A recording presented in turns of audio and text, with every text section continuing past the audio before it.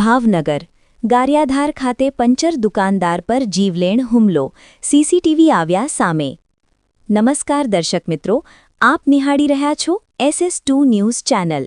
નમસ્કાર દર્શક મિત્રો, SS2 ન્યૂઝને સબસ્ક્રાઇબ કરો અને અમને ફેસબુક અને ઇન્સ્ટાગ્રામ પર ફોલો કરો। જોડાઓ। ગારિયાધાર શહેરમાં રૂપાવટી રોડ પર આવેલ પંચરની દુકાન ચલાવતા સોહિલભાઈ પર અજાણ્યા તત્વોએ જીવલેણ હુમલો કરતા વિસ્તારમાં ચકચાર મચી ગઈ છે। મળતી માહિતી મુજબ ફોર વ્હીલ ગાડીમાં આવેલા અજાણ્યા શખ્સોએ અચાનક સોહિલભાઈ પર ધોકા અને પાઇપ વડે હુમલો કર્યો હતો।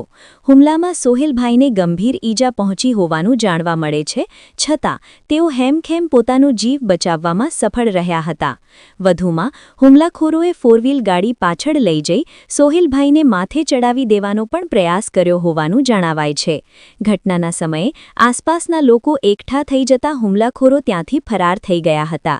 આ બનાવ બાદ વિસ્તારમાં લોકોમાં ભારે રોષ જોવા મળી રહ્યો છે। હાલ પોલીસે ગંભીરતાને ધ્યાને લઈ વધુ તપાસ હાથ ધરી છે। Bureau report Hemant Dabhi, SS2 news, Bhavnagar.